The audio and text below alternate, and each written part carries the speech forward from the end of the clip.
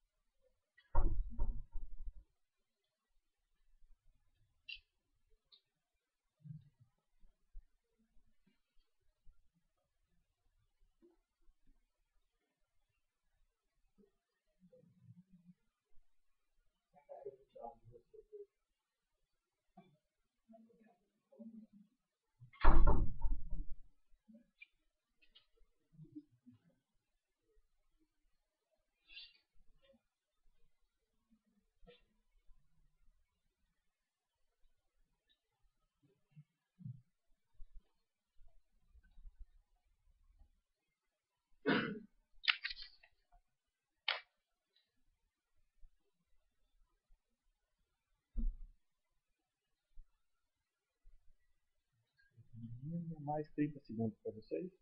A gente começa a discutir um pouco mais.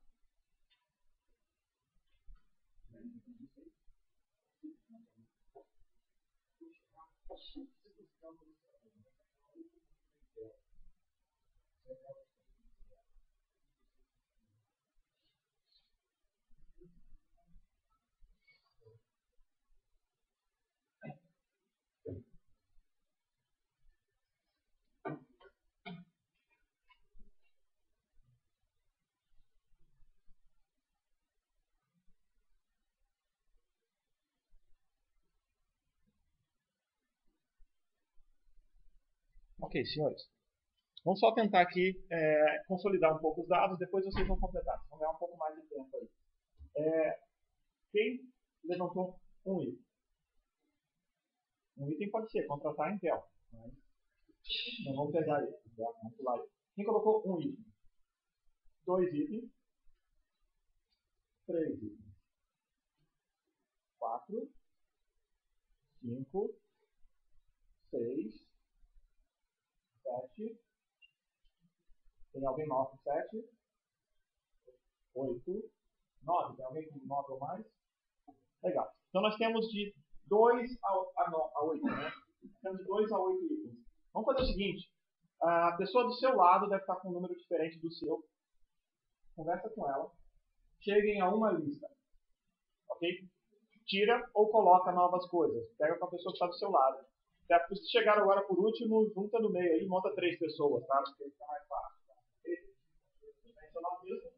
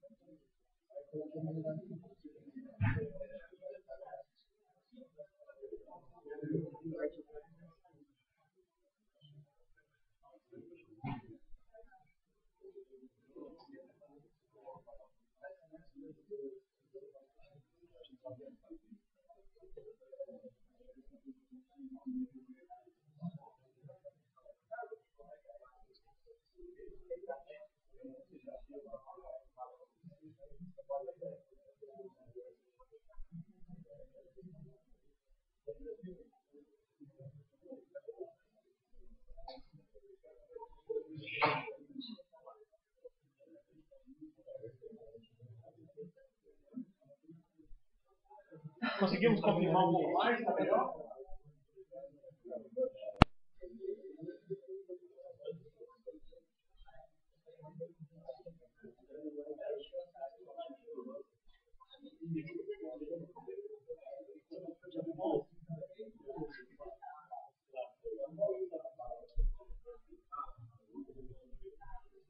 Vamos lá, senhores.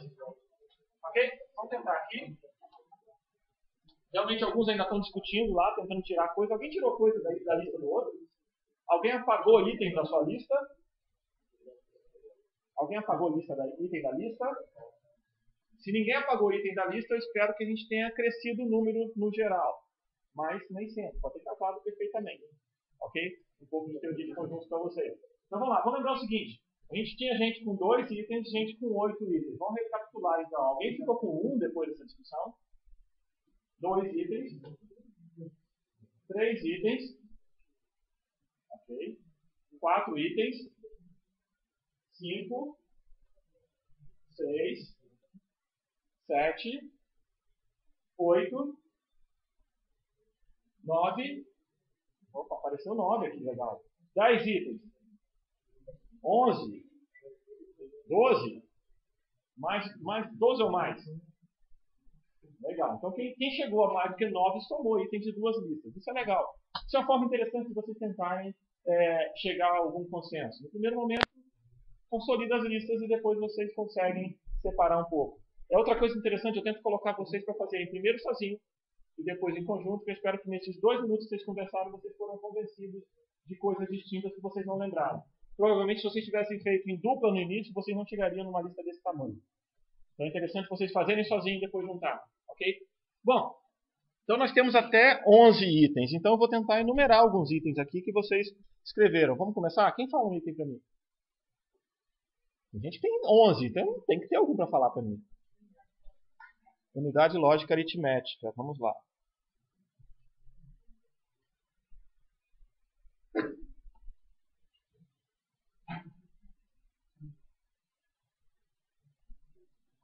Mais o quê? Unidade de ponto flutuante.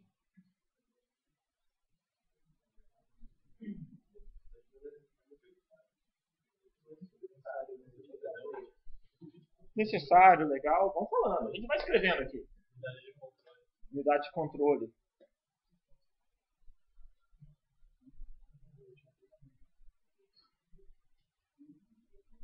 Mais o que, gente? Registradores, ótimo.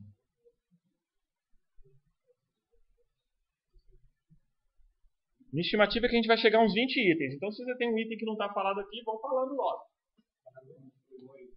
Barramento, memória. Seu nome mesmo? Matheus, posso colocar só memória por enquanto ou você tem memória interna e externa? Interna? Ok. Alguém colocou memória externa? Então, vou botar aqui, ó, memória interna. Aí alguém colocou o controlador de memória.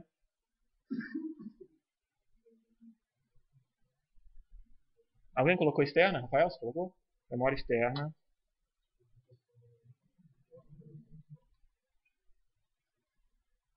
Mais o quê? Ah, eu sei. Bom, o que significa isso?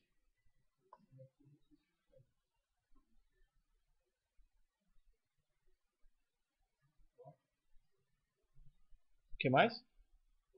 Clock. Mais o quê? Desculpa, eu não escutei aqui embaixo. Sistema numérico. E aí atrás? GPU? Ok. Sistema numérico. Oi? Eu vou tentar descobrir o que é isso daqui a pouco. Enquanto eu estou escrevendo só. Vocês falam, eu escrevo. Vamos lá, mais coisa? Protocolo de comunicação com periférico.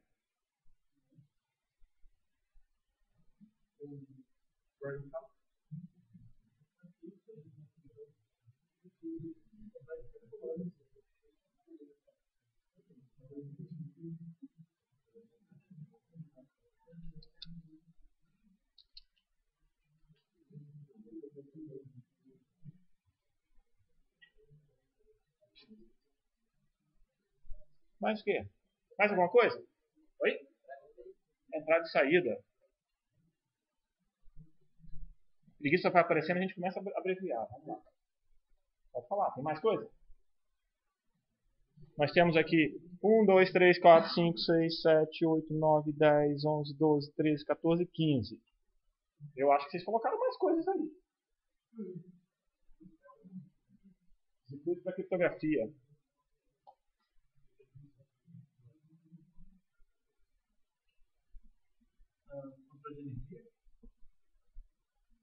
Controle de energia. 17, vamos lá. Engine. Vai ter que definir o engine dele, né?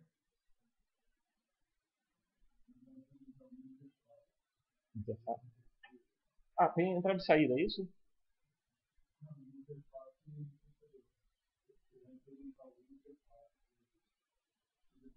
Ah, um conjunto de instruções, no caso. Então, esse conjunto de instruções já está por aqui. Já está aqui. Ok? Oi? Já está no conjunto de instruções, tudo bem?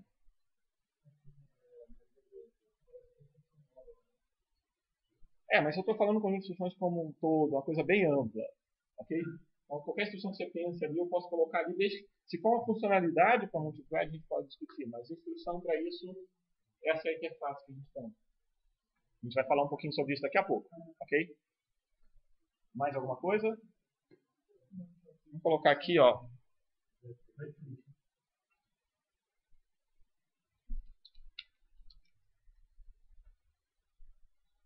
Branch prediction.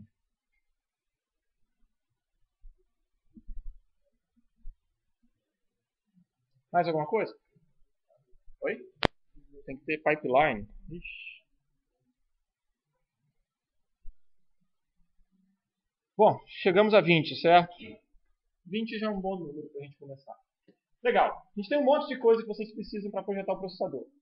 Se vocês tivessem que falar o seguinte, agora eu quero um processador que eu consiga projetar de forma mais simples e mais rápida. O que daqui você corta? Não pode tudo. Aí você não vai ter nada. Por onde você começa, então? Vamos fazer. Você tem duas coisas. De um lado, você pode cortar coisas e você vira e fala, nesse momento não é essencial para o meu processador. GPU. Eu posso virar e falar o seguinte, ok, GPU vai para a segunda fase. Certo? Legal, GPU vai para a segunda fase. Memória externa vai para a segunda fase. Eu escrevi memória externa aqui. Oi? Tá tudo bem. Pipeline a gente vai cortar? Multithread. Mais o quê? Criptografia. Cadê? Onde está a energia? Coloque entrada e saída, circuito para criptografia. Ok. Branch prediction, controle de energia. Calma aí, vocês vão cortar tudo, gente? Aí... Então vamos lá, vamos começar a ver. Por que vocês estão cortando coisas? Eu não quero saber quantas. Hein? Por que vocês cortam coisas? Dá para viver sem elas, certo? São 20 coisas que estão no quadro. Se eu falar que vocês vão cortar 19, qual ficaria? Ficaria a coisa que você considera mais importante para começar. Tudo bem? Então vou inverter a pergunta. Qual a coisa mais importante para começar? Você não faz um processador sem isso, mas só isso não é suficiente. Unidade de ordem aritmética, instruções, registradores, unidade de controle. Quero uma. Vamos lá. Vamos lá, vocês aí. Argumenta. Quem falou unidade de controle? Quem falou unidade de controle? Por que é unidade de controle? Instrução básica para identificar seu STI. Quem falou conjunto de instruções? Por que conjunto de instruções? A máquina de estado está dentro da unidade de controle? Ou não? Ok. Ok. Quem falou de registradores? Por que você precisa de registradores como primeira coisa? Meio que você armazena e envia dados. Alguém falou uma quarta coisa que eu esqueci aqui, gente. Quem falou? Não? A ULA. Quem falou a ULA? Por que você precisa da ULA? Para realizar as operações básicas. Então, nós temos 4 pontos de partida, certo? Unidade de controle, a ULA, registradores, conjunto de instruções. Ok, a gente tem que chegar em uma só. Vamos lá. Vamos voltar? Vamos voltar? Ou vocês querem argumentar mais? Nós temos, desculpa, seu nome aqui? O Rafael, o Vitor, o Matheus e o Gabriel. Então, vamos lá. Vamos fazer bem os 4 aqui para frente. Vamos lá, vamos votar. Vem os 4 aqui para frente. Vamos chegar aqui. Vocês vão defender. Você tem que defender a sua ideia. Vamos lá. Ok? Então, só para mostrar aqui, eu vou marcar aqui em azul as 4 coisas que vocês consideram mais importantes. A ULA, a unidade de controle, os registradores e o conjunto de instruções. Ok? Então, vamos lá.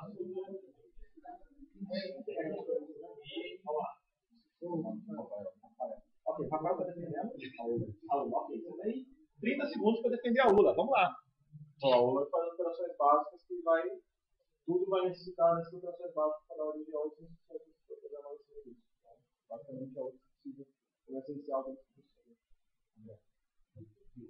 Vitor vai defender? Você chega para frente, então. O Vitor vai defender o conjunto de instruções. O conjunto de instruções é mais importante porque você pega, baseado nele, que você vai saber qual é o tamanho dos seus dados, como você vai ler cada parte, quando você vai utilizar a ALU, como você vai utilizar o controlador, quando você vê se é um branch ou não. Todo o controle primeiro começa no conjunto de instruções.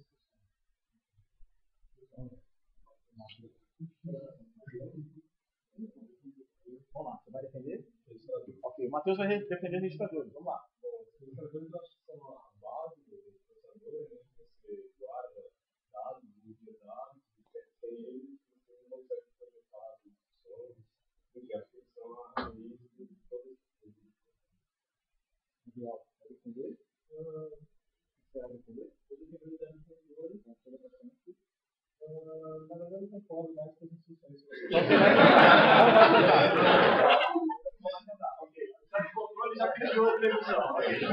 Sem problema, não tem problema não. Unidade de controle. Você é a unidade de controle, né? A unidade de controle já desistiu da briga. A gente tem que definir um segundo turno. Vamos lá, pessoal. A gente tem que definir um segundo turno. Estão os 3 aqui. São os 3 aqui. Algum de vocês existe? Não, não tem que. Ok, dos 3 aqui, quem não vai para o segundo turno?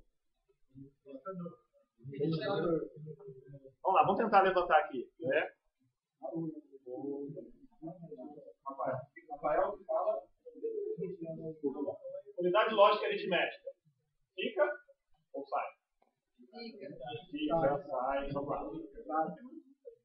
gente tem que tirar um. Quem defende ele para ficar? Vamos definir isso aqui, então fica mais fácil. Quantos tem? 1, 2, 3, 4, 5, 6, 7, 8, 9, 10, 11, 12. Ok. Diz o conjunto de instruções. Quem defende o conjunto de instruções?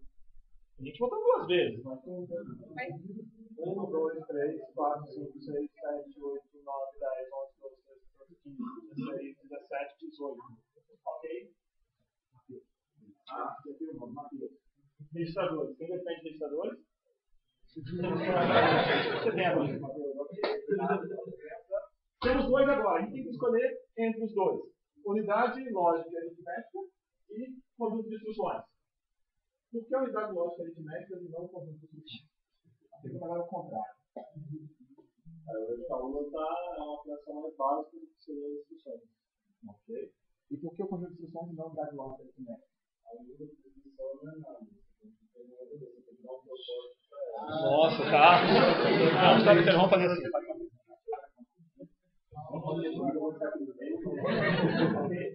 E aí, pessoal, vamos lá. Então, nós temos que decidir entre os 2. Pensaram, alguém tem algum argumento aqui? Alguém tem um terceiro? Tem várias instruções que não dependem da outra. E as operações da outra dependem das instruções que você quer. Operações que definem as instruções, você consegue projetar uma pensando nela. Tem uma coisa muito importante aqui. Todos os itens que vocês colocaram são necessários para o computador, tá? Aqui não está descartando ninguém, não está simplesmente falando quando eu tenho que começar. Ok? Então, esse é o primeiro ponto aqui. A gente tem que escolher onde nós vamos começar. E aí?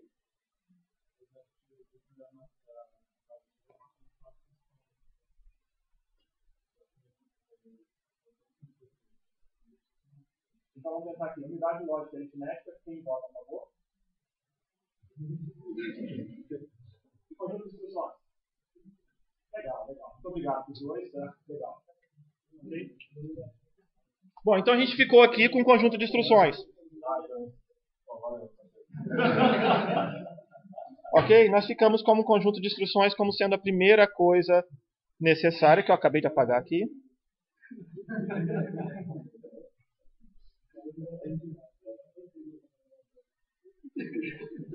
Vamos falar um pouquinho sobre o conjunto de instruções do processador. Só uma dica, o capítulo 2 é conjunto de instruções.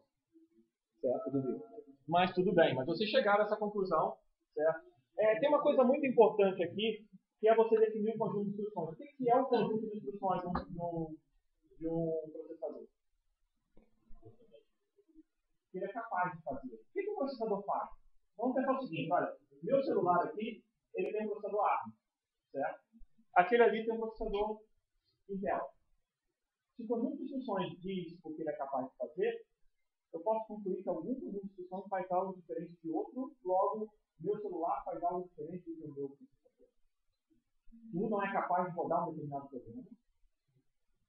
Eu não consigo programar alguma coisa para rodar em um e no outro. Observa que eu não estou falando de tela, não estou falando de teclado, não estou falando de ligação. Eu estou falando do processador em si, da capacidade dele de rodar um programa.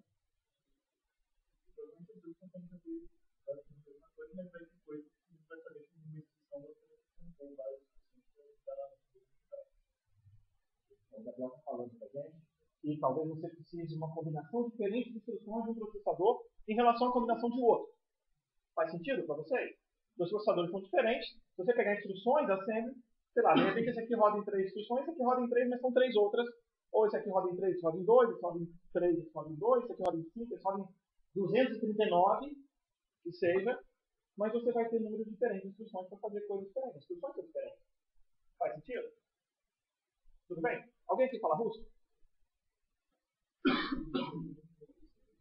Hein? Vai. Você fala bem pouco? Você começa a falar em russo. Como é que você escreve café em russo?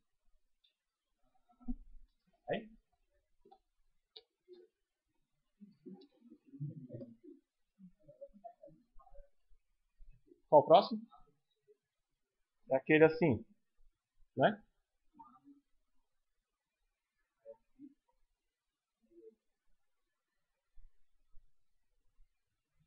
Esse E ou aquele E? Esse aqui, ok. Tenta ler isso aqui. O que você lembra disso aqui de matemática, gente? Hein? Oi? Conjunto vazio, ok. Vamos tentar café em inglês. Vamos tentar café em inglês. Como é que você escreve café em inglês? Isso? Você consegue relacionar lá em cima? Mais ou menos? Ok, se você não sabe nada, depois de você passar 2 dias em Moscou, você começa a relacionar essas duas coisas. Por que eu estou falando isso para vocês? Lição de russo 0, né? O alfabeto russo é um alfabeto fonético. Então, se você sabe o som das letras, muito parecido com o português. Você pode não saber a palavra, mas você tem grande chance de saber falá-la. Certo? Salvo algumas exceções, ele é mais fonético ainda do que o nosso. Certo? E por que eu estou falando isso? Porque você consegue expressar nessa outra linguagem, num outro alfabeto. Ok? Mas café é café é café. Ok? Então você escreve aquela coisa, vai pegar o seu programa. Seu programa você vai escrever com outras instruções. Mas ele vai continuar sendo um programa. Faz sentido para vocês? Imagina aquele programa em C que você compilou para o ARM, aquele programa em C que você compilou para a arquitetura Intel. Não é o mesmo programa em C? Ele vai fazer a mesma coisa. Tudo bem? Então, em essência, o conjunto de instruções, ele não vai dizer para você o que um processador faz e o outro não faz, mas sim vai dizer como você vai representar para o processador o que você quer que ele faça. Notaram um pouco a diferença? Então é como você representa o seu programa para o processador entender. Ok? Porque, por exemplo, você tem outros idiomas. Vamos falar um bem hebraico. Okay? Tem alguém que fala hebraico aqui? Também? Não. Ok. Ok. O que acontece? Você duvida que alguém em hebraico consiga fazer um sinal e pegar um ônibus fazendo com a mão? Faz, né? Não tem nada a ver, não depende nada do idioma, na verdade. Agora, você duvida que essa pessoa consiga chegar para o motorista do ônibus e pedir uma informação em hebraico e o cara vai te dar essa informação? Você não entendeu nada de hebraico, na verdade? Mas é possível ele representar. A tarefa dele de ir para o motorista de ônibus e pedir uma informação, ele falou em hebraico. O motorista entendeu, né? A sua tarefa, se você chegar em português e pedir, é claro, esquece parâmetros de boa vontade, qualquer outra coisa. Certo? A gente está falando só do fato aqui. Certo? Se você chegar em português para o motorista e pedir uma informação, ele não vai te dar a informação em português. Ok? Esse é o ponto. O seu conjunto de instruções é quase que a sua língua. Está nesse nível aqui. E aí tem uma coisa interessante, né? Vamos lá. Lucas, você fala algum outro idioma? Só inglês. É uma boa coisa. Ok, o Lucas fala inglês. Se a gente falasse, vamos supor que ninguém mais da turma falasse inglês aqui. Certo? Se eu falar alguma coisa em inglês para o Lucas, ele é capaz de traduzir para vocês? Supondo que ele saiba bastante inglês, ou tanto inglês quanto eu, porque não precisa saber muito mais que eu, bastante um nível parecido, ele conseguiria traduzir para vocês, não é verdade? Ok? E aí eu consegui me comunicar com vocês? Sim? Ok. Então agora nós temos dois conjuntos de instruções. Nós temos o conjunto de instruções aqui do ARM. Só relembrando, o ARM é uma empresa que tem um conjunto de instruções que está no seu celular aí. Ó. Qualquer que seja o seu celular, você tem um processador ARM aí dentro. Raramente você vai ter um outro diferente. Certo? E aí nós temos x86. Existe intérprete? Eu consigo pegar um programa em C. Certo? E esse programa em C, eu consigo compilar esses dois caras. Então eu consigo fazer os dois processadores que têm conjunto de instruções completamente diferentes rodarem programas equivalentes. Não são iguais porque tem instruções diferentes. Concorda? Um pode ser mais rápido que o outro, mas ele vai fazer a mesma coisa. Como exemplo, a gente fala, os dois podem rodar um Hello World, por exemplo. Pode. Tudo bem? Legal. Então a gente consegue fazer com que os dois rodem programas compatíveis. Mas isso significa que os dois são capazes de rodar programas. Agora eu consigo transferir o programa de um para o outro? Não. Alguém aqui já programou para Android? Já? Quem já programou para Android? Só para poder saber. Okay. Então, você já rodou o simulador de Android no seu computador? e o simulador está rodando ARM. Então você rodou um programa em ARM no seu processador? Hein? Ele está simulando o ARM. E aí? Diferente ou igual? O conjunto de instruções tem uma propriedade bem interessante. Ele define para você, certo, como o seu processador se comporta perante um monte de bits que vai chegar para ele. Essa é a definição mais básica dele. Você tem um conjunto de bits que representam as instruções e você vai, como você se comporta perante ela. Então eu posso falar para você, aqui tem 32 bits. Como é que você interpreta isso, Alexandre? Viu bem? Certo? Aí se eu virar aqui e passar para o Lucas, por exemplo, como é que o Lucas vai interpretar esse conjunto de bits? A armadilha subiu aqui. Tá? Bom, e aí o que você faz? Você tem dois processadores que interpretam esses 32 bits de forma diferente, porque ele tem conjunto de instruções. Tá? Então o conjunto de instruções para vocês ele vai ajudar, ele vai definir como você interpreta esse conjunto.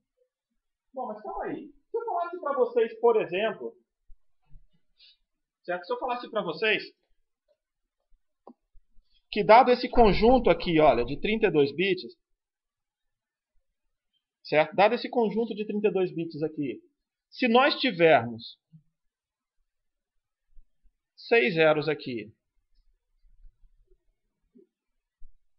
e essa combinação aqui no final, vocês têm que fazer uma soma. Tudo bem? E aí você tem que fazer uma soma, e tem mais uma regra um pouco mais detalhada disso aí para vocês.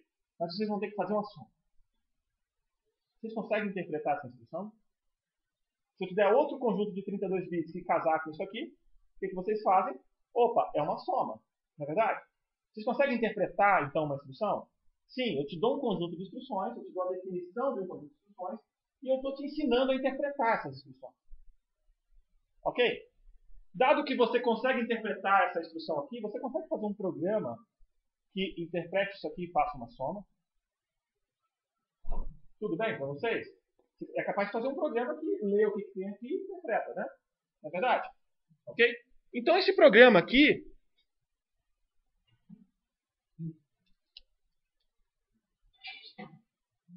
se você passar esse cara por um programa, ele vai fazer uma soma. Certo? Tudo bem?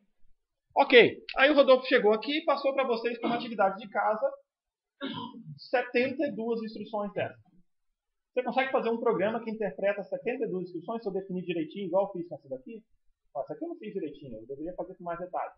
Você conseguiria fazer um programa que interpretasse essas 72 instruções? Ele sabe descobrir qual que chegou, porque ele olha o padrão de bits, tudo bem? Só para ficar mais simples, olha, eu posso virar e falar para vocês assim algo que é assim, ó. Esse cara são 6 bits. Quantas instruções eu consigo representar aqui com 6 bits? Oi? 2 elevado a sexta, lembra disso? De binário da aula passada? Eu falei, ó, 64, certo? Então aqui cabem 64. Vamos supor que eu fale para vocês, ok, eu tenho 64 instruções. Você consegue fazer um programa que olha esses 6 bits ali, e de acordo com o valor desses 6 bits, tem um comportamento diferente. O 00 é a soma, o 1 é a subtração, e por aí vai. Se eu descrevesse para vocês, vocês fariam um programa em C que conseguiria detectar isso? Parece longe para vocês? Não? Ok. Então você consegue fazer um programa que interpreta um conjunto de instruções. Certo? Tudo bem para vocês? Legal, nós temos um programa agora. E esse programa é capaz de interpretar o conjunto de instruções. Mas calma aí.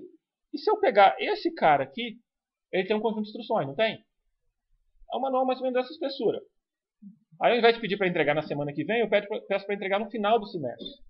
Vocês conseguem fazer um programa que interpreta isso aqui? Vocês conseguem? Cada uma das instruções dele? Só, vocês conseguiram nesse cara aqui. Por que vocês não vão conseguir nesse cara aqui? Conseguem? Sim? Ou não? Vai dar um pouco mais de trabalho, tem mais instruções e tudo mais. Vocês conseguem fazer um programa que interpreta as instruções? Legal, aí eu pego esse programa aqui e rodo nesse computador. E aí, o que eu fiz? Eu fiz um emulador daquele processador. Certo? Notou? Eu peguei o manual de um processador, ele define bit a bit tudo que vem em cada instrução e fala o que ela vai fazer. Ele dá muito detalhe. Vai fazer uma soma desse registrador com esse registrador, guardar nesse outro registrador. E vocês falaram que vocês conseguem fazer um programa para isso. E consegue mesmo. Aí você fez um programa para uma instrução. Mas calma, eu vou fazer agora para 2, 3, 15, 17, 39, 45 e fiz o manual inteiro. Legal! Vocês acabaram de fazer um emulador daquele conjunto de instruções. Certo? E aí? Você pega esse emulador e roda em outro processador. Então você pega o emulador do ARM e roda em x86. Conseguiu fazer ele funcionar? Você conseguiu fazer um programa compilado para ARM e rodar em x86? A priori, sim. Tem um pouco mais de trabalho além disso, tá?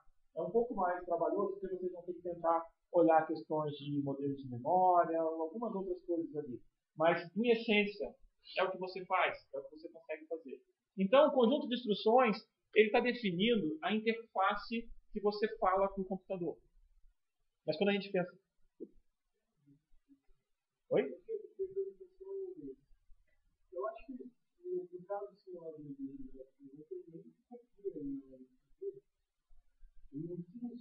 ele boota o Android, não boota? Mas o boot do Android é nativo. Sim, mas se você está simulando do celular, quando ele abre um dispositivo do celular, ele roda o simulado. Ele tem o nativo também. Tem Android para x86, tem Android para isso. Certo?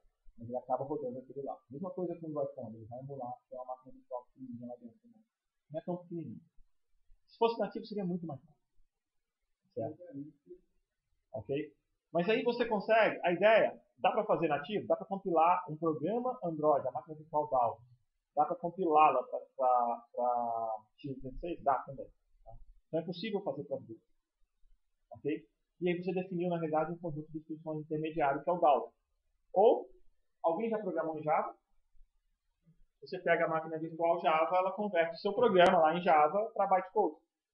Esse bytecode é um conjunto de instruções, é uma interface que ele fez. E você é capaz de executar esse bytecode em vários lugares diferentes. Porque tem alguém que converte o bytecode para binário. Certo? Da máquina local. É um programa parecido com aquele seu. Só que ele é chamado de máquina virtual Java.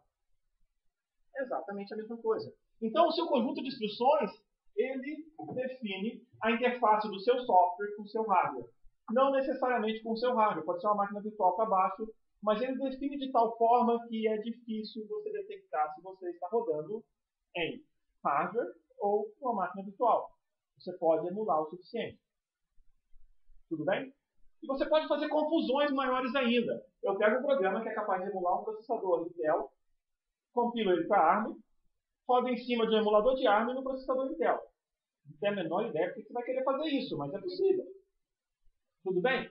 Você pode colocar quantas camadas você quiser. Então a gente deve pensar nesse cara aqui como sendo camadas. E aí você tem o seu conjunto de instruções, que a gente chama de ISA, Instruction Set Architecture, certo? Como essa interface. Ok? Daqui para cima, você pegou o manual, existe um manual que vai definir daqui para cima. E daqui para baixo alguém implementou. Existe uma implementação. E uma coisa interessante é que essa implementação, a gente está acostumado a rodar essa implementação no hardware. A gente está esperando que a Intel, a AMD, alguém implemente esse cara. Mas não é necessário. Alguém pode ter implementado em software. E se alguém implementou em software, o que você faz é que você pode ter um outro ISA aqui, certo? E que vai ter uma outra implementação. No final vai ter uma em hardware, eu garanto para vocês. Ok? Mas você pode ter várias camadas lá em cima. Essa é a ideia. Então, quando você pensa em conjunto de instruções, você está pensando numa especificação. Quando a gente olha o conjunto de instruções do processador, a gente está olhando a interface dele, é o contrato que o projetista de hardware e o projetista de software faz. Eles fazem entre si. Eu vou implementar um hardware que roda isso, você vai implementar um software que roda isso. E aí, quando você pega o software de alguém que não tem a menor ideia quem é o projetista da Intel, esse software compila com a arquitetura Intel e roda. Ajuda? Tudo bem? Dúvidas, perguntas, pessoal? Bom, e aí agora então nós vamos tentar lembrar um pouco de conjunto de instruções. Vocês fizeram o 404 e vocês definiram coisas importantes, vocês estudaram Programar em Assembly, né? Nós precisamos falar um pouco de conjunto de instruções. O que nós temos de conjunto de instruções que a gente precisa falar aqui? Certo? Bom, primeira coisa, existem instruções. Óbvio, é o básico. Certo? Mas é a primeira coisa, ele define que existem instruções. E ele define um certo número de instruções, não define? Sei lá, vão ter 70 instruções, 50 instruções. Então ele define o conceito de instruções. O que é uma instrução? O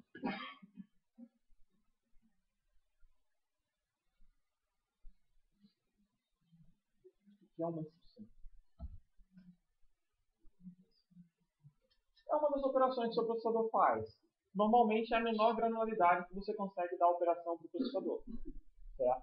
Às vezes você tem uma instrução que é mais complexa do que outra e ela contém duas simples, mas você sabe que aquilo ali é a menor operação que você consegue dar para ele. Okay? Então você tem instruções como a menor operação que você vai dar para o processador para cada uma das coisas que ele vai fazer. Certo? O que tem dentro de uma instrução? Bits. Muitos bits. Quantos bits tem dentro de uma instrução? Depende. Olha. Aí a gente tem duas respostas padrões dessa disciplina e as duas são válidas. Vamos lá. A primeira depende e a segunda é o quê? 32. Certo? As duas são válidas nesse momento. Bom, a instrução, quantos bits vão ter dentro da instrução? Existem alternativas para a gente.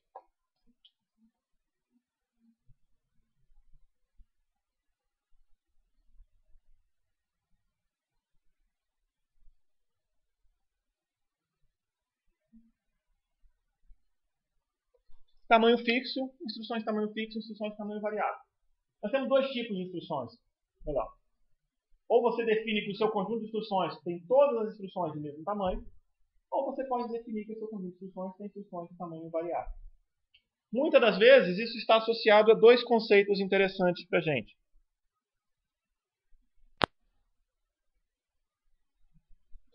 Na verdade, isso aqui foi originado, os conceitos foram originados no tamanho.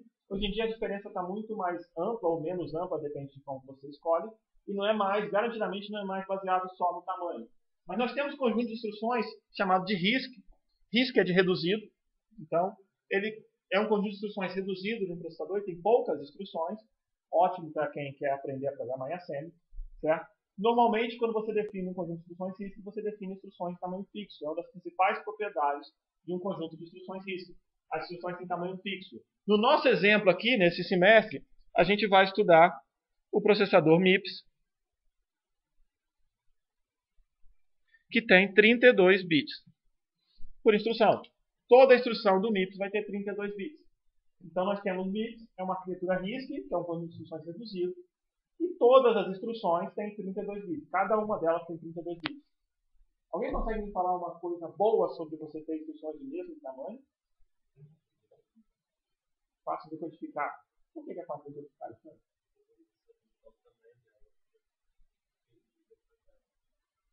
Mas você não precisa verificar o tamanho dela, que é... Imagina o seguinte, você vai na biblioteca, você tem 3 livros para escolher. Certo? Ok? Qual livro é mais fácil de ler? A primeira folha. É o livro que tem mais páginas ou o livro que tem menos páginas? Não, qual que é mais fácil de ler a primeira folha? Depende do tamanho da página do livro? Você vai levar em conta o peso? Vamos botar um livro de 200 páginas, um de 199 e um de 201, então. Só para mostrar que você não é capaz. Bota o livro no Kindle, por exemplo. Okay? E aí? Quer dizer, influencia você ler a primeira página? Não. É mais fácil de decodificar? Na verdade, quando você pega uma arquitetura RISC, que é a primeira, ela é mais fácil de decodificar não exatamente pelo tamanho fixo, mas que além de ter o tamanho fixo, ela tem um formato uniforme, que é o que a gente vai falar daqui a pouco.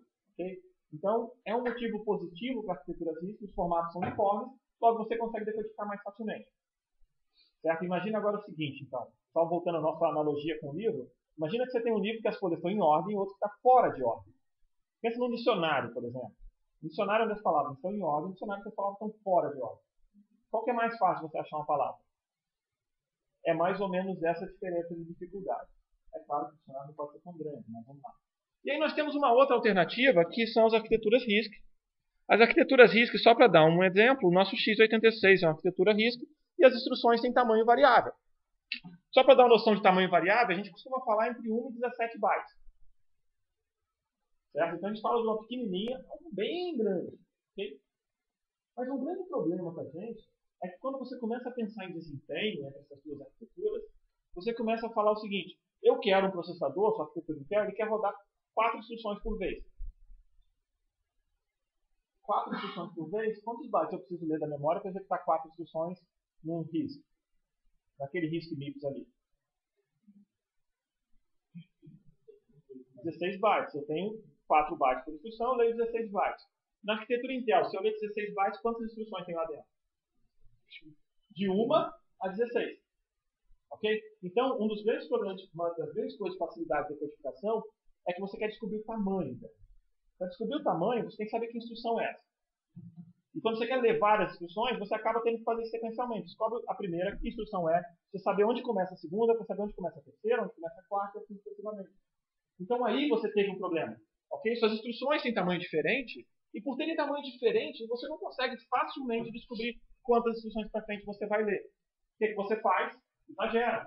Ao invés de tentar ler, por exemplo, 16 bytes ou 20 bytes, eu vou ler 64 bytes e vou tentar descobrir lá dentro.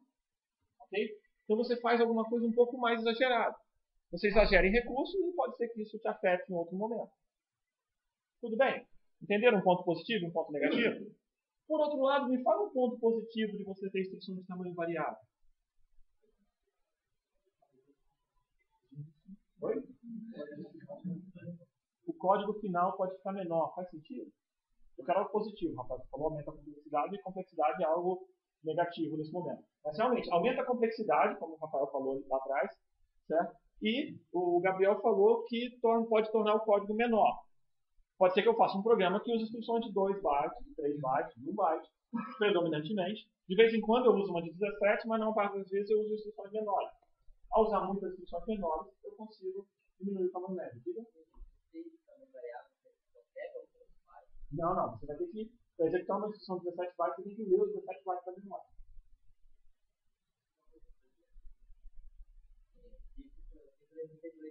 Isso.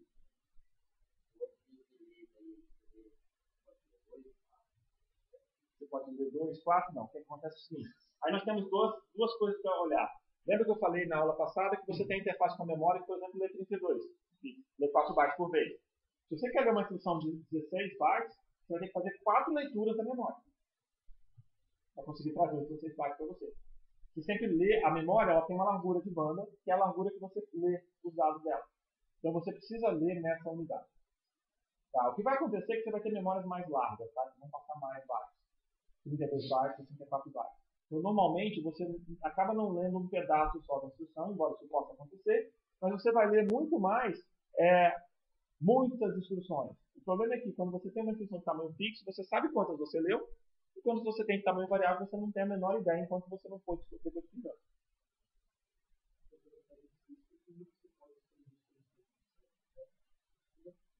Outra vantagem desse aqui de baixo, que o tamanho é variável, eu posso continuar criando novas instruções. Já ouviram falar em MMX, SSE, AVX? Já ouviram falar nessas siglas? O que são essas siglas?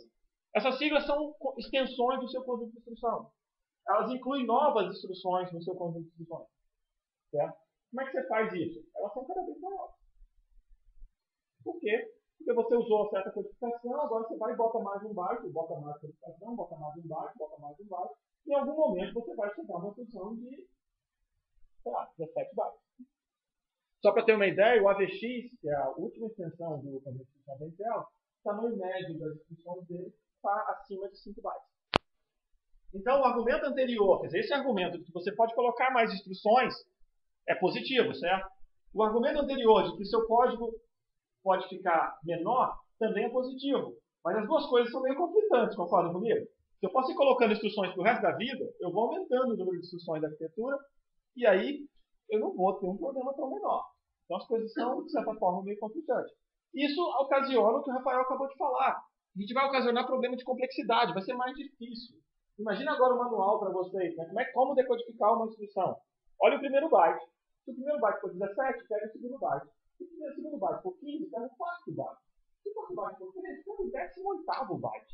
Se o 18º byte for 5, volta para o byte número 7. Quer dizer, começa a ficar muito complicado, não é?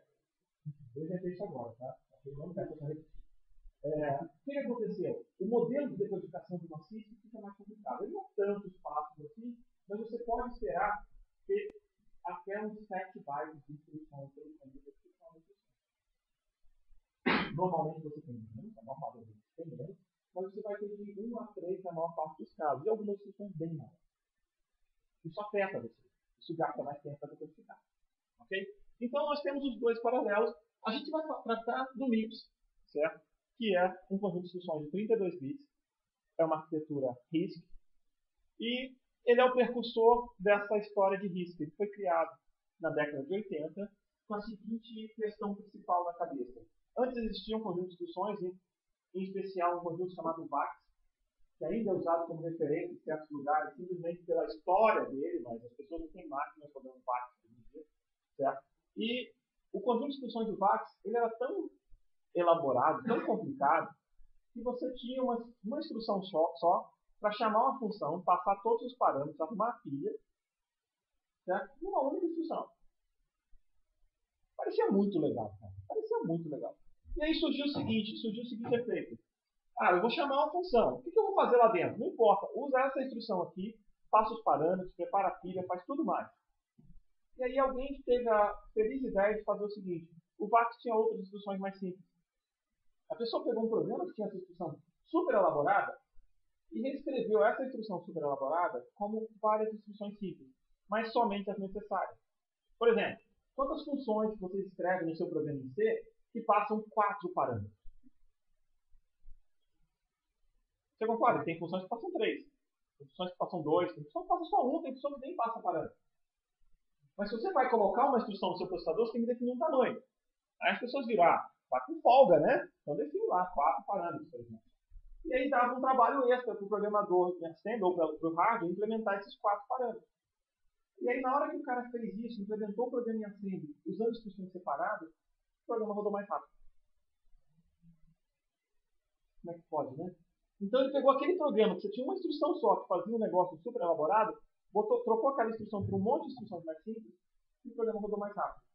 Por que rodou mais rápido? Rodou mais rápido porque ele só fez o que era necessário.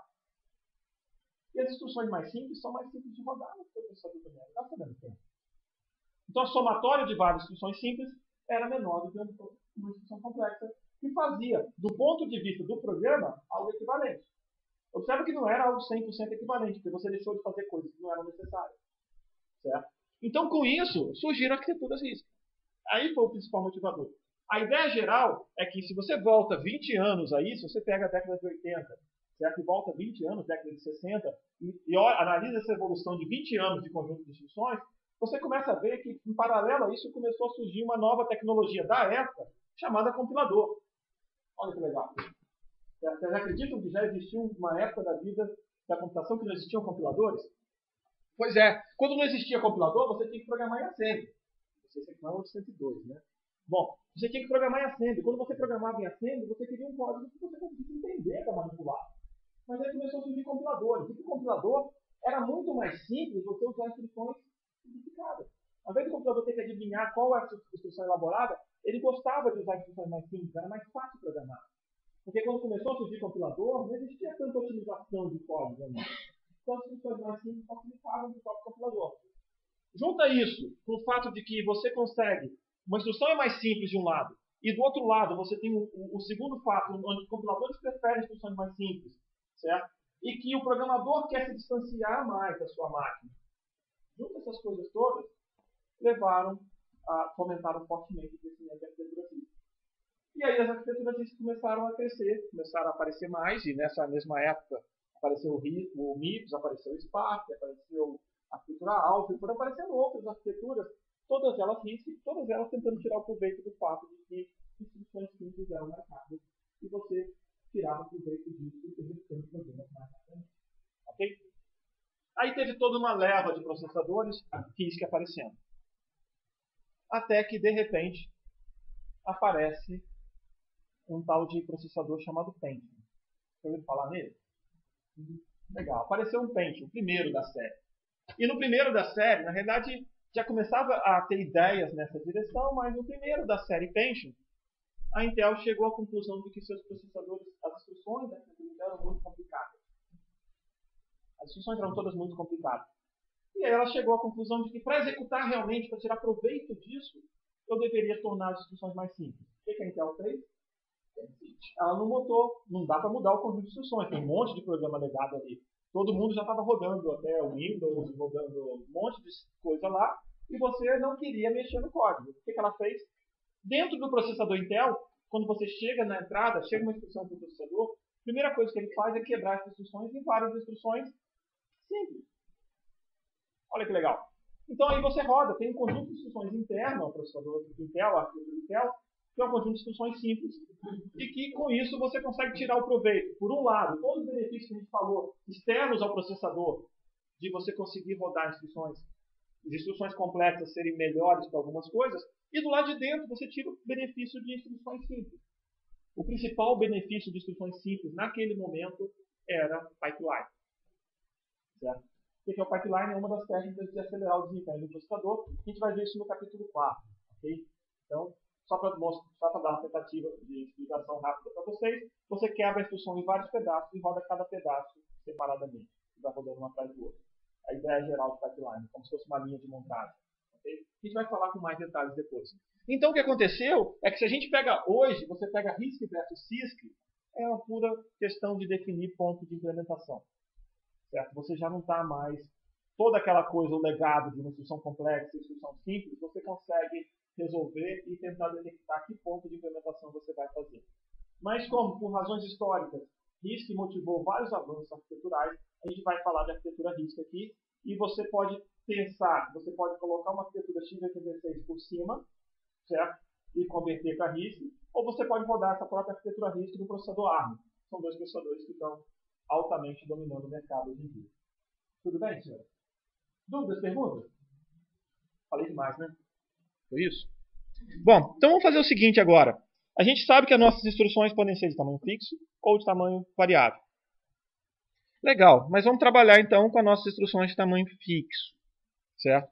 Essa é a primeira coisa que a gente teve que tomar decisão do nosso processador. O que mais que a gente vai ter que tomar decisão do nosso processador? Nossas instruções estão em tamanho fixo, deixa eu só anotar aqui, né? Certo?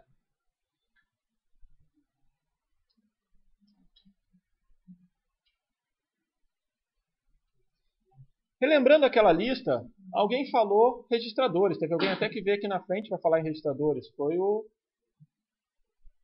Matheus. O Matheus veio aqui na frente defender registradores. Vamos relembrar o Matheus e vamos falar sobre registradores.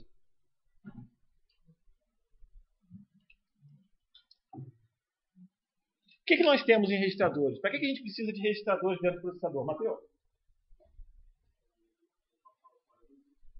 Para passar os parâmetros das instruções, para chamar funções, para guardar valores dentro do processador. Certo? Então a gente tem registradores. Nosso processador vai ter registradores. E é uma questão de decisão aqui, inclusive. Certo? O processador MIPS ele tem capacidade de trabalhar, certo?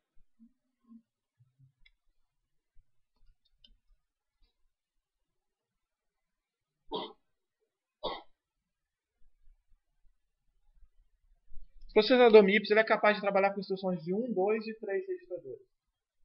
Certo? Ok. Quantos bits eu tenho na minha instrução? 32. Vamos pensar numa instrução de 3 registradores. Certo?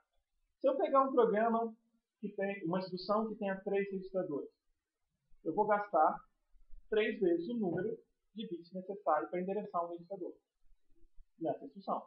Então eu vou comer dos 32 bits 3 pedacinhos para identificar meus registradores. Certo? Faz sentido para vocês? Então a gente já tem uma restrição aí de número máximo de registradores que a gente quer ter. Isso ocupa espaço na codificação da instrução e eu preciso me preocupar com isso. Certo? A gente vai ver um pouco mais disso. Além disso, eu tenho um certo número de instruções, não tem?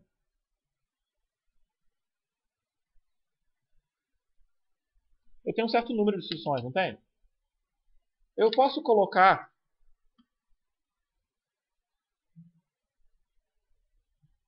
Eu posso colocar 2 elevado a 33 instruções nesse processador? Primeiro que eu não tenho criatividade suficiente, né? Certo? Mas não posso por quê? Oi? É maior do que a minha palavra. Minha palavra tem 32 bits. Eu só vou conseguir colocar 32 bits lá dentro. Legal. Bom, então eu não posso colocar um número tão grande, certo? A gente vai colocar da ordem... A gente não vai estudar todas elas, mas o MIPS tem da ordem de 86 instruções. Tá? A gente não vai estudar todas elas. A gente deve estudar da ordem de umas 10 a 20. Certo? Ok? Então vai ser um número bem menor. Os programas de vocês vão ter da ordem de 10 a 20 instruções diferentes. Não vai ter tanta instrução assim. E aí, a gente precisa de um espaço nessas instruções também para codificar. Não é verdade? Eu preciso de um campo na minha instrução para identificar que instrução é essa. Certo? E a gente vai gastar, a priori, 6 bits. Então, calma aí. Minha instrução tem 32 bits, não tem? Vão sobrar quantos bits? Certo. Vão sobrar 26. Ok? Legal. Agora vamos pensar o seguinte. Nós também temos algumas instruções que precisam de uma coisa que vocês já viram em 404, que são imediatos. Lembra o que é isso? É uma constante que você coloca na instrução. Então, por exemplo, você quer... incrementa essa instrução. Incrementa esse registrador. Soma esse registrador com 1. 1 é uma constante. Essa constante vai ficar nesse cara ali dentro. Então, eu consigo armazenar a constante 1 dentro da própria instrução. Isso é bom porque aí eu não preciso ir à memória. Lembra? A memória é lenta. Lembra daquela história que eu contei para vocês? Ok. Então, não preciso ir à memória. Eu tenho imediato. O imediato ali vai ter um tamanho. Qual o tamanho desse imediato? 32 não dá. Certo? Vai ter que ser algo menor que 32. E a gente quer que o imediato tenha mais do que 1 bit. Tudo bem? Ok? Casa para vocês ainda a ideia? Tem mais alguma coisa que a gente precisa? Bom, vamos pensar o seguinte agora. Então, eu queria que vocês lembrassem um pouco de 404, mas não do assembly de vocês, se vocês aprenderam ou não. Só do conceito. Você tem uma instrução de soma. Não quero nem saber como você escreve. Lembra? Não tinha instrução de soma? Tinha mais instruções para fazer o quê no 404? Operações aritméticas em geral, certo? Subtração, coisa assim. Tinha mais o quê? Oi? Acesso à memória.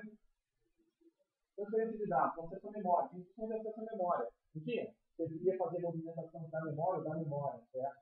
Mas o que tinha lá? Instruções lógicas, instruções de salto. Notou? Vocês têm essas instruções, ok? Então vamos fazer o seguinte, pega o papel de vocês, certo? 2 minutos, para vocês tentarem escrever exemplos dessa categoria. Esquece de sintaxe, tá? Só exemplos na cabeça de vocês. Tá bom? Então, por exemplo, uma instrução de soma, tem a instrução aritmética, soma, subtração. E aí tenta pegar pelo menos essas categorias que a gente falou, uma instrução aritmética, uma instrução lógica, instruções de salto, instruções de alta memória. Se você lembrar de alguma outra categoria além dessas 4, pode colocar também. Mas tenta ter alguns exemplos dessas instruções, ok? Tenta dar exemplos para vocês.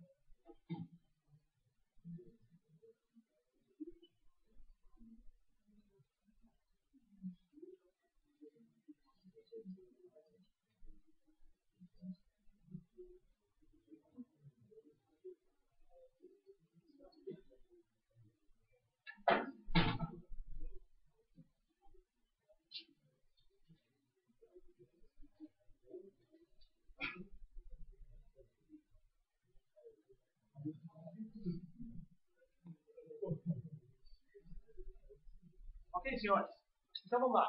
Vocês lembraram? Vamos tentar lembrar as instruções nossas. O que nós temos? 4 tipos de instruções.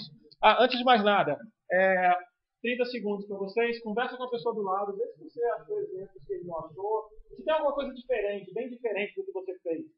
Certo? Será que ele não falou algo bem diferente do que você fez? Ou não? Certo? Tudo bem?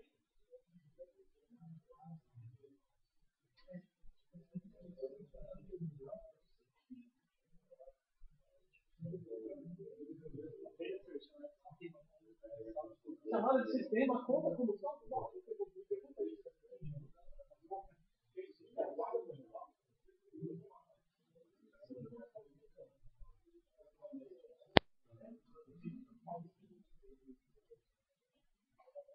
Só para mencionar.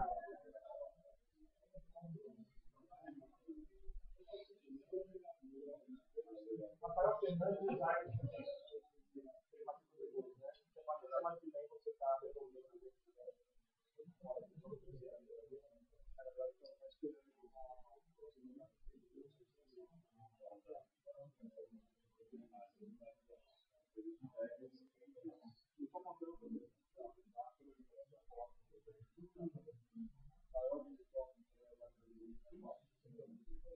A única coisa que eu não posso fazer com você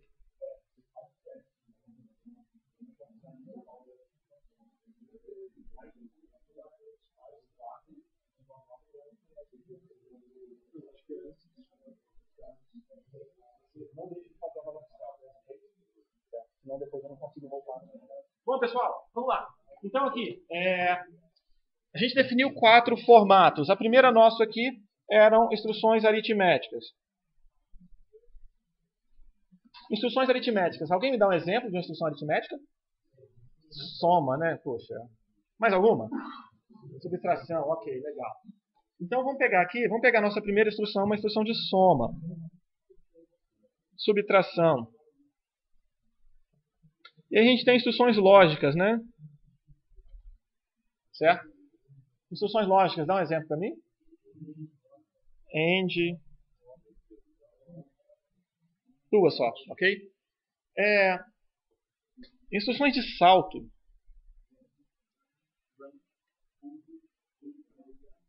Oi?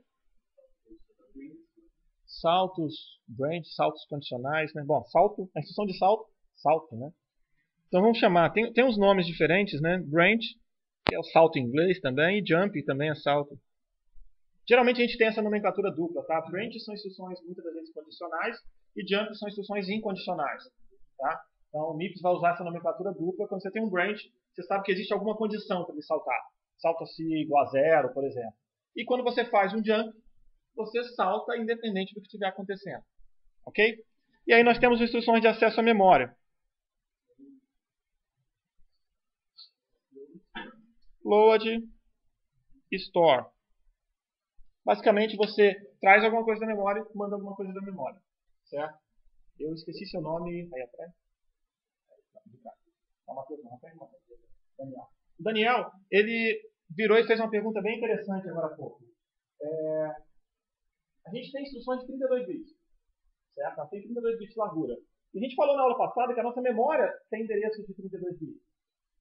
Obviamente não vai caber o endereço de 32 bits numa instrução, porque eu tenho que ter opcode, tem que ter mais coisa. Como é que eu consigo endereçar minha memória?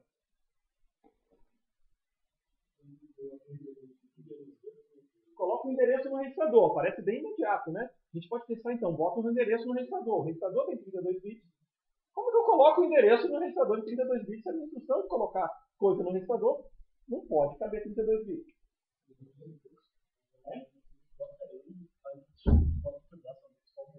Faz alguma manipulação. No fundo, o MIPS tem a instrução que carrega 16 bits e depois carrega outros 16 bits. A gente pode gastar duas instruções, tá? A gente vai ver mais tarde um pouquinho. Uma instrução do MIPS que vai carregar um pedaço e a outra vai carregar um outro pedaço. Ok? Ótima pergunta, Daniel. A nossa solução parece direta, mas se olhar a própria solução direta não pode ter o mesmo motivo da original. Ok? Bom, só voltando aqui. Instruções aritméticas. Alguém consegue me dar um exemplo do que você quer fazer com uma soma? O que mais? Você vai querer fazer o quê?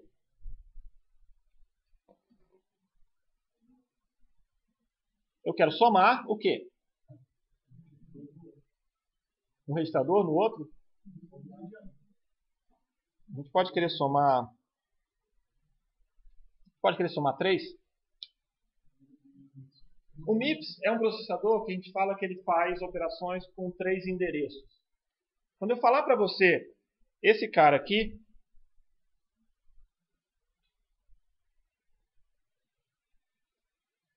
o que eu estou falando para você é isso aqui. Certo? Então, a primeira coisa importante da sintaxe do assembly do MIPS é que quando você tem uma instrução com 3 registradores, a primeira vírgula equivale ao igual. E a segunda vírgula equivale à sua operação. Tudo bem? Só para ficar mais fácil e tentar fazer intuitivo. Essa é uma das coisas interessantes de instruções gerais. O A vai ser igual ao quê? B menos C. Então você sabe, na soma é irrelevante, certo? Mas se você vai fazer uma subtração, você sabe que é B menos C e não C menos B, por exemplo. Tudo bem? Então a sintaxe do MIPS leva muito essa cara aqui nossa. Como é que vai ser um AND? Como é que vai ser um OR? Ok? Todas as operações aritméticas e lógicas são desse jeito. Tudo bem para vocês? Confortável? Quem é esse cara? O Leonardo. Ele não está confortável, né? Talvez ele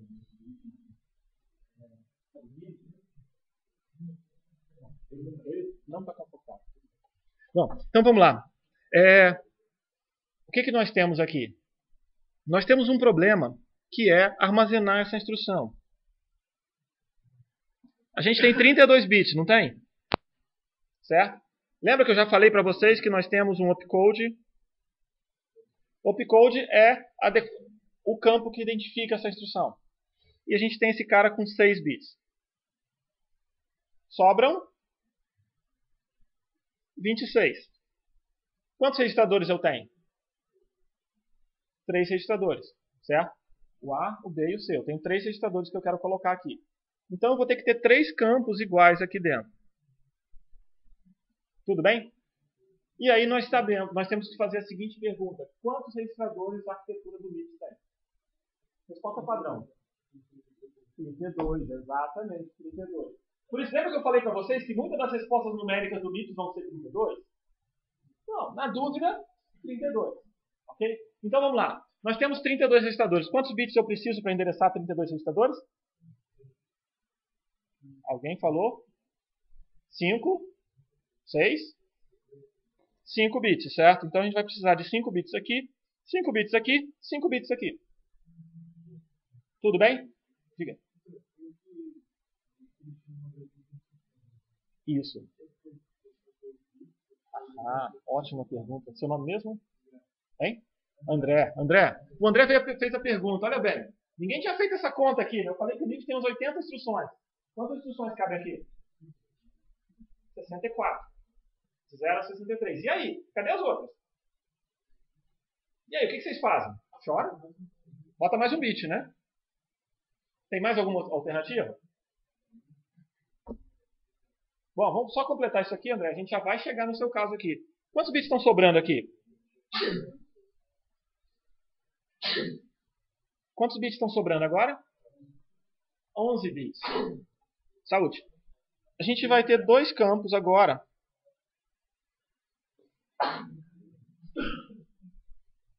Certo? A gente vai ter dois campos agora. E esse campo aqui... Esse campo aqui no final, André, ele é um campo chamado de fundos. Quantos bits tem nele? Tem? 6 bits. Toda vez que o campo opcode for igual a 0, ele vai e olha esse campo. E quando ele pega os 6 bits de lá. Quantas instruções sou capaz de representar no MIPS agora? Não respondam, anotem no papel.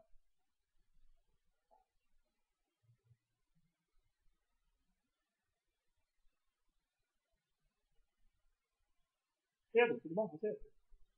Tudo bom com você?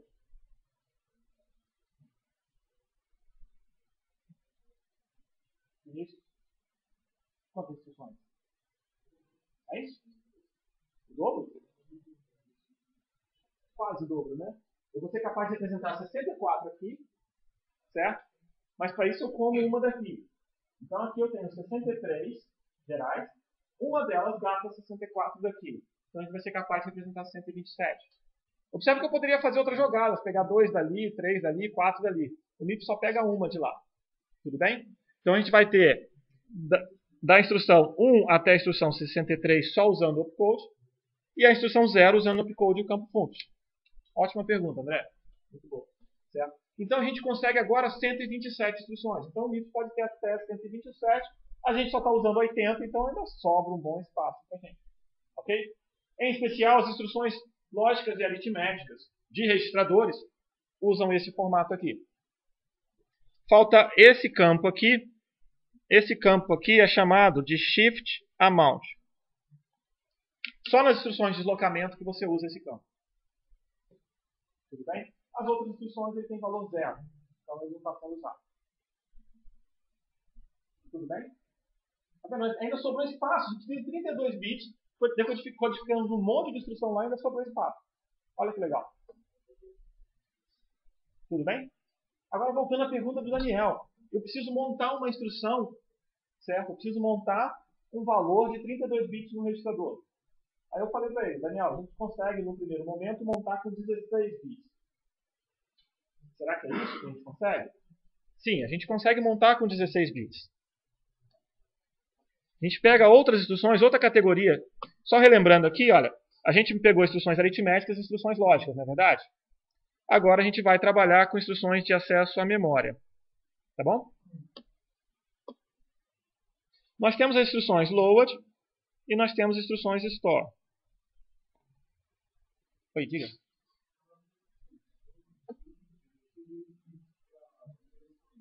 Uhum. O conteúdo está no banco de registradores, está nos registradores. Eu vou pegar o registrador 5 e somar com o registrador 7. Então eu vou escrever 5 e 7. Já foi passado. Então, nós temos as instruções de load e store. Deixa eu só, antes de pegar load e store, deixa eu fazer uma outra instrução. Na verdade, às vezes, seguindo ainda a linha do Daniel, a gente pode querer uma instrução de soma. A gente pode querer fazer isso. O que significa isso? Você espera que seja A igual a B mais 19. Tudo bem? Então a gente vai ter um formato que precisa caber o 19. Como é que a gente faz agora? A gente continua com o opcode igual a 6. E 6 bits. Quantos registradores eu tenho? 2 registradores. E onde é que vai entrar o 19? No resto dos campos. Quantos bits sobram aqui, gente? 16 bits. Então, quando a gente trabalhar com imediato no MIPS, a gente vai trabalhar com imediato de 16 bits. A gente vai trabalhar com imediato de 16 bits, porque 16 é metade de 32? É por isso? É porque sobrou. É o que sobrou lá. 16 bits foi o que sobrou na nossa instrução. Por isso que a gente escolheu 16. Se você pegar a arquitetura Spark, ela também é RISC, e sobram 13 bits. Qual o tamanho do imediato no Spark? 13. Mas o Spark tem 13 e tem 23. É uma bagunça bem maior ainda. É um RISC, mas não é tão simplesinho, não. E aí tem uma outra coisa importante, gente. Essa instrução aqui, olha, desse tipo aqui, eu não tenho um campo function, tá vendo? Ok? Tudo bem, André? Eu não tenho um campo function aqui. É problema para mim? Não é problema, porque esse cara aqui não vai ter o valor zero. Tá bom?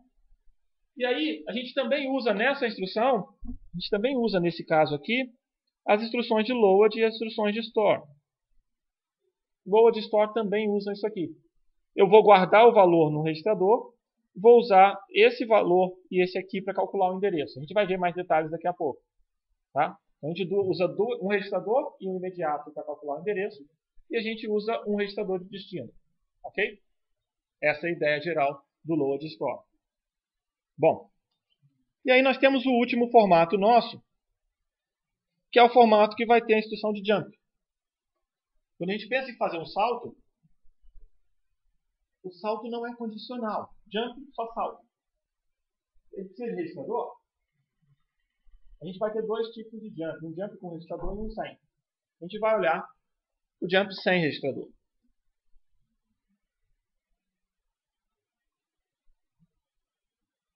Um opcode com 6 bits. E mais o que eu preciso? A gente vai ter 26 bits para pegar o endereço. Essa é a ideia geral dele. Então, eu tenho um imediato grandão de 26 bits. Quer dizer, se aqueles 16 bits te diziam alguma coisa, por causa do tamanho, ser potência de 2, 26 não te diz nada. Não é verdade? Por que a gente está usando 26? Porque é o que sobrou. Certo? Ok, legal. Então, nós temos RISC, tem 32 bits. Ok? RISC é uma arquitetura de 32 bits. Nós temos quantos formatos de instruções que a gente viu até agora? 1, 2, 3. Tudo bem? 3 formatos de instruções. E aí? Como é que eu descubro onde a minha instrução caiu? Que instrução é essa minha? Como é que eu processador agora, como é que eu descubro que instrução é essa? Olha o opcode. Então a gente vai pegar aqui, eu vou desenhar os 3 formatos para vocês. Finge que são do mesmo tamanho, tá?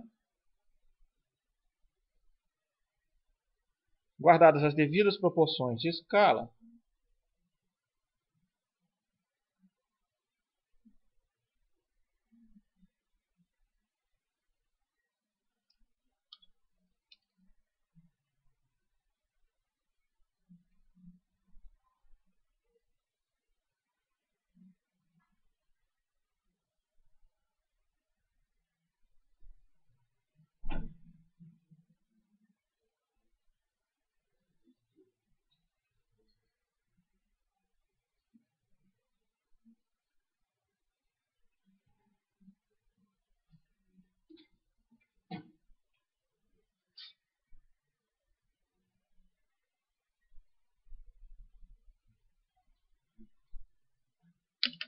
o MIPS só possui esses 3 formatos de instrução, gente. Se você pegar aqui pelo Intel, você vai ver um manual só de formatos de instruções, ele vai pegar páginas e páginas. O MIPS só possui esses 3 formatos. E aí, para ficar mais fácil de entender esse formato, certo? O primeiro formato ali, certo? Ele tem vários desses campos aqui de registradores. Então ele é o formato R. que diferencia o segundo formato? O que ele começa a ter? Imediato. Então ele é o formato I. E o último formato é o formato das instruções de jump. Então ele é o formato J. Ok? Diga. Você tinha falado que o Mix tinha instruções de 3, 2, 2, 3, 3. Ela tem um outro campo. Vamos usar o I e vamos não tem. Ela tem um campo lá, mas ela não precisa. É como se você pegasse a instrução do formato R, se ela não for de shift, ela não vai usar o último que o campo chama. Certo? Então, as instruções com um registrador só, elas não usam nada. Em especial, a principal instrução dessa que você vai lembrar é o JR, Jump Register. Você só tem um registrador, não precisa de mais nada. Certo? Ok? Tudo bem? E ela vai usar, obviamente, o primeiro registrador. Dúvidas, senhores? Perguntas? Vocês entenderam a essência de ter formato? Por que você precisa de formato? Certo? Você precisa de formato porque se eu tapasse aqui, mas eu não consigo tapar aqui, eu tenho que tapar aqui para vocês, né? Se a gente tapasse esse lado de cá todo, você olha esse primeiro campo, o campo de opcode, certo? Então você precisa olhar o campo de opcode para decidir o que vem no resto. Mas antes de olhar o campo de opcode, tem algumas perguntas interessantes. Qual o tamanho da instrução? Você precisa olhar o campo de opcode? Se essa instrução tiver 2 registradores para serem lidos, onde eles estão? Hein? Se você tiver que ler 2 registradores, onde eles vão estar? Eles vão estar logo depois do opcode. Então, se você precisar ler um registrador, é esse cara. Se você precisar ler 2 registradores, é esse mais esse. Concorda comigo? Eu preciso saber se ela é tipo R ou tipo I para fazer isso? Não, né? E aí tem uma coisa muito interessante. Você começa a fazer a instrução sem saber o que ela é. Mais para frente a gente vai ver isso, certo? O MIPS, quando ele começou a surgir essa questão de acelerar o desempenho, você começa a executar a instrução sem saber que instrução é essa. Como assim? Soma o registrador 5 com o registrador 7. Subtrai o registrador 5 do registrador 7. Qual a primeira coisa que você tem que fazer nessas duas instruções? Ler o registrador 5 e ler o registrador 7. A operação, daqui a pouco você descobre, mas primeiro você tem que ler. Essa é a ideia. Ok? Então ele consegue fazer. Olha que legal. Porque ele consegue ler, ele sabe os registradores estão em lugares constantes.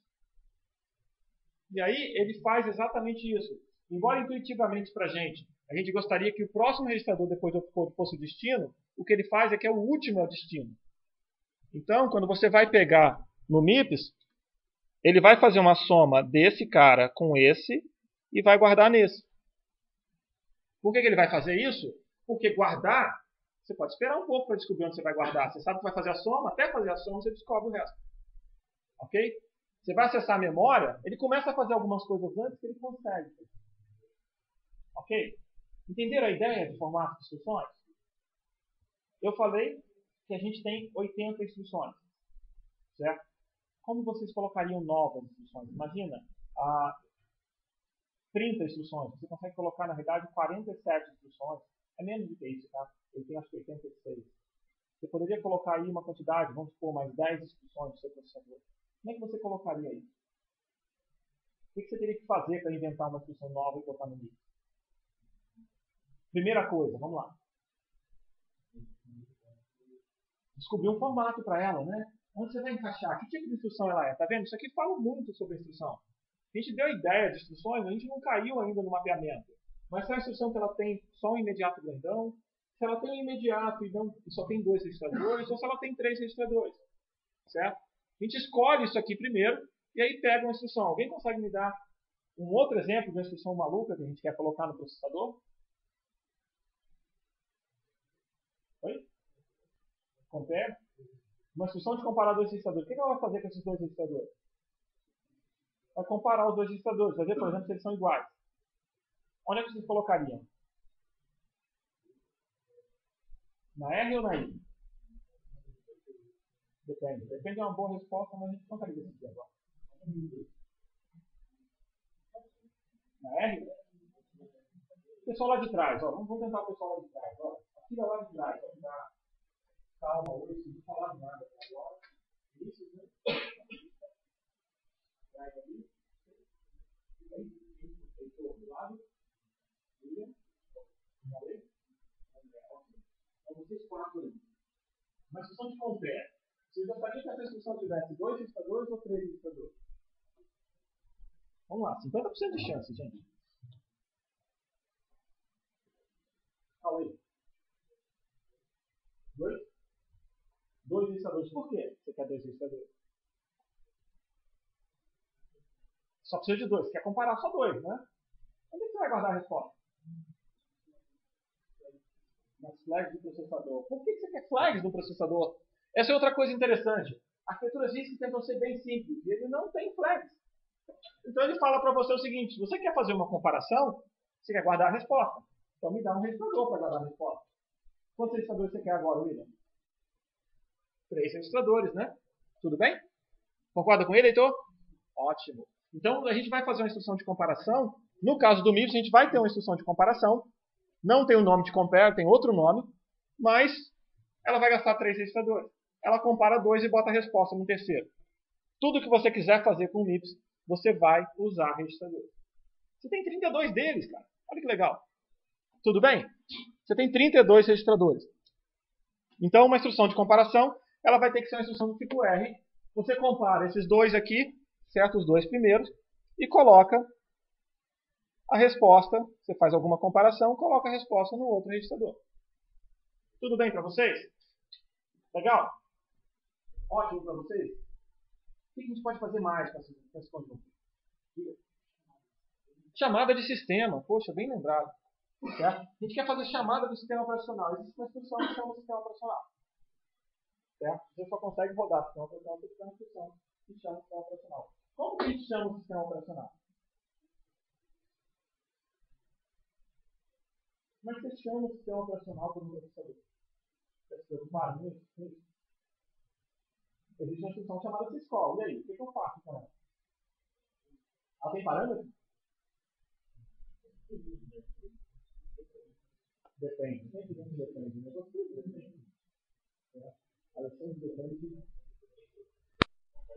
Está bem parâmetro e parâmetro de P2. O que acontece? Certo? A gente vai falar mais detalhes sobre ela depois, mas vamos pensar o seguinte. Vamos pensar em 2 implementações para ela aqui primeiro, só para a gente exercitar. A syscall vai gastar um opcode, não vai? Ah, mas a gente tem espaço de opcode agora, não tem? 127 deles. Então, ela pode ser qualquer uma das 3 a priori. Mas calma aí, eu quero passar um parâmetro. Se eu quiser passar um parâmetro, onde é que eu tenho que usar?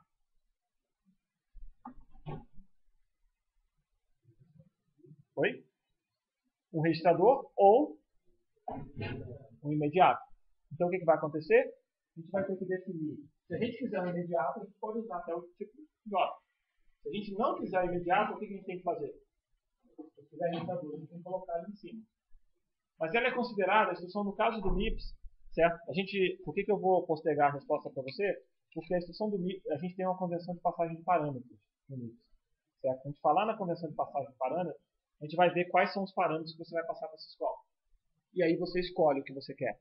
No fundo, quando você faz uma instrução de call, certo? Existe a instrução de chamada de função. Você não passa os parâmetros aqui nos registradores. Tá? E a syscall vai fazer exatamente a mesma coisa. Tudo bem? Então, uma instrução de call, explicitamente, ela está aqui. E a sua syscall também vai estar aqui. Tá? A gente vai ver mais detalhes no call e você vai fazer um mapeamento bem direto entre as duas. A instrução de call, ela tem que passar uma função. Ela chama uma função. Okay? E aí você vai querer que uma outra instrução, como você vai manipular. Tá? E aí a syscall vai trabalhar desse jeito. Tá? Ok? Vai ser muito boa. A gente tem que chamar o sistema operacional, senão não trabalha. Diga, Heitor, né?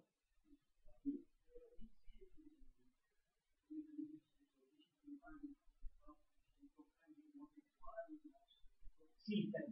Você tem modo de usuário e modo de subdivisor. As 80 instruções já incluem todos os pacotes que você precisa. A syscall é a troca por lá. Ainda tem a retorno de versão que está bom. Ela tem um modo também. Não tem versão de flash.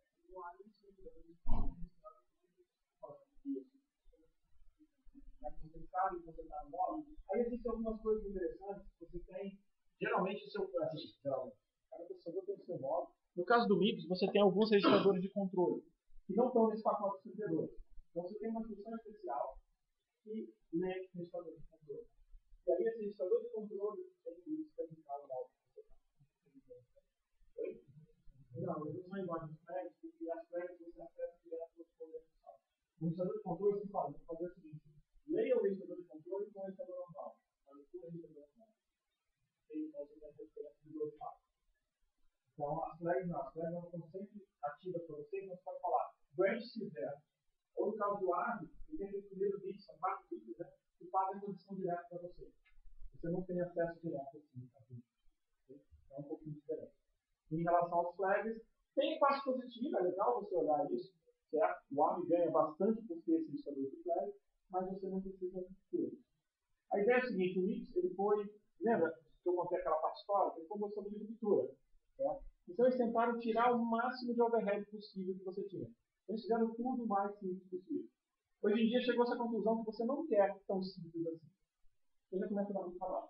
Então eles querem alguma coisa mais no meio do caminho. Então o ARM é um pouco mais moderno, então ele tem implementação um pouco mais elaborada nesse sentido. Ele não é tão novo assim em relação aos outros, mas ele é um processador mais moderno nesse sentido. Ok? Dúvidas, perguntas, senhores? Certo? Então, agora, o que a gente viu hoje? A gente, basicamente, hoje, trabalhou com o conceito de conjunto de instruções. Certo? Foi o Vitor. Foi o Vitor que falou que era o conjunto de instruções? O Vitor falou que era o conjunto de instruções, só relembrando.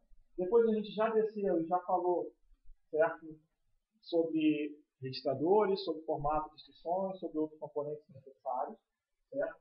A gente caminhou com isso e começou a notar que a gente tem que ter formato de instruções para facilitar o uso do nosso processador. Tudo bem? E com isso, a gente vai parar por aqui hoje. O que a gente vai fazer na próxima aula, que vai ser na quarta-feira da semana que vem? A gente vai colocar instruções aqui. Certo? Eu preferi, se você... seu nome mesmo... O Pedro perguntou que eu pedi para vocês lerem os capítulos do livro antes da aula. E ele perguntou que ordem dos capítulos, né? Que ordem das sessões dentro do capítulo. E eu falei para ele uma coisa que eu estou empacotando cada capítulo do livro de uma forma um pouco diferente em relação ao que está acontecendo lá. Eu tenho os slides aqui, na próxima aula eu vou passar pelos slides, certo? Na ordem. Mas aqui hoje eu preferi separar essa aula para a gente pegar os conceitos principais e aí a gente vai olhar a implementação disso. Então agora a gente vai olhar instrução por instrução lá dentro, certo? Então por isso a gente pulou sessões do livro. Tinha uma sessão que tinha a instrução do tipo R, outra sessão do tipo I, outra sessão do tipo J. A gente empacotou todo mundo junto, certo? A partir de agora a gente continua mais linear em relação ao livro. E outra coisa só para lembrar para vocês, segunda-feira tem Secomp, vocês estão liberados da aula da Secomp, e aquele teste fixo de segunda-feira não vai ter, altamente provável que ele seja na quarta. Ok? Tudo bem? Dúvidas, perguntas, senhores? Só mais uma coisa para vocês. Qual o horário de atendimento dessa disciplina mesmo? Logo depois das aulas. Ou, alternativamente, manda e-mail para marcar. Até hoje, nós já estamos completando a segunda semana de aula, somente um aluno vem em horário de atendimento. Ok? Podem vir, é possível, cara. Vocês já estão até aqui, cara. Facilita, tá? Ok? Outro aviso, lista de exercício está na página. Eu tinha esquecido de colar essa lista na página, já está na página, a lista de exercício. Ok?